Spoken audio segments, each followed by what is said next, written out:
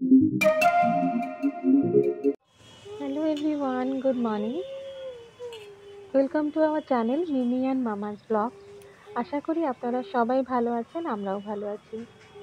মিমি এখানে উঠে পড়েছে আর আমি একটু ওকে কোলে নিয়ে বসে আছি। এখন একটু ঘুম থেকে উঠেছে, তাই শান্ত হয়ে 2 মিনিট বসে আছে। এরপরে আরও কারো কোলে থাকবে না।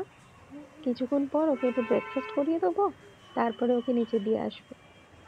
সকাল থেকে উঠে একটু বাইরে না গেলে ওর মনটা ভালো লাগে না।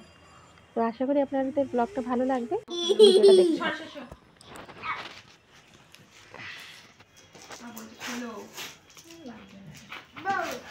ওই মাম্পো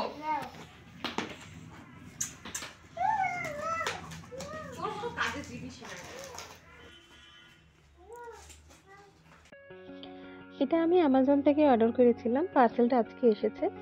তো এখানে মিমি স্নানও হয়ে গেছে, কমপ্লিট হয়ে গেছে। তো ভাবলাম একটু খুলেই দেখা যাক জিনিসটা কেমন হবে। এটা হচ্ছে একটা অর্গানাইজার বক্স আর কি।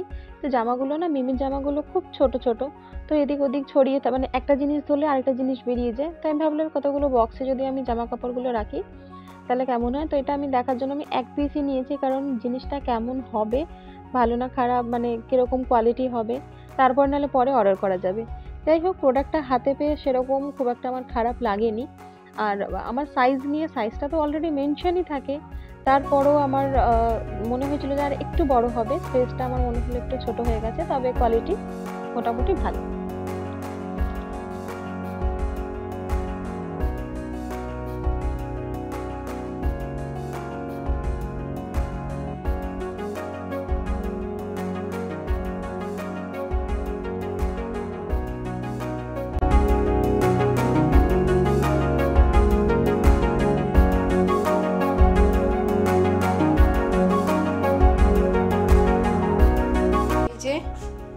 এর মধ্যে পুকুর যত নতুন জামা সব আমি গুছিয়ে রেখেছি। তাতে কি হবে, যখন নতুন, মানে এটা মানে বাইরেই শুধু পড়ে যায়, এখানে যে কটা জামা আছে, এছাড়াও আছে অন্য জায়গায় রাখা আছে, এগুলো কি হয়, সুবিধে হয় ইউজ করতে। খুলিস না মাম্মা, খুলিস না। হ্যাঁ, পুকু পড়বে, কে পড়বে? সুন্দর সুন্দর জামা এগুলো।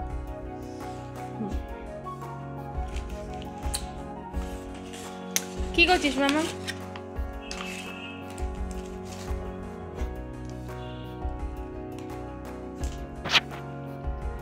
এই যে চলে এসেছে মেয়ের ইভিনিং স্ন্যাক্স আর আমার চা বিস্কুট। কোথায় তুই? চল আয় আয় আয় আয় আয় আয় আয় আয়, খেয়ে নে খেয়ে নে খেয়ে নে, আয়। এগুলো সবটা খাবে না, এটা হচ্ছে ওটস আর সুজি দিয়ে বানানো। দেখি, নাও নাও নাও মামাম, নাও নাও নাও নাও নাও নাও নাও নাও নাও, আকড় আকড় আকড়, খেয়ে দেখ খেয়ে দেখ কেমন, খেয়ে দেখ, খুব মিষ্টি। এই দেখ এই দেখ মামাম খাচ্ছে, এই দেখ।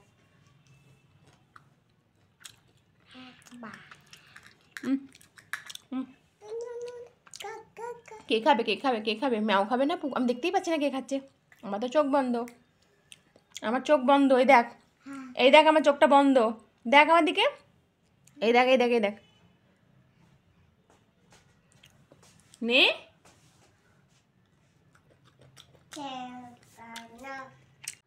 ও তো খেলো না, অনেকক্ষণ পর ওকে আমি অনেক বুঝি বাজি খাওয়ালাম।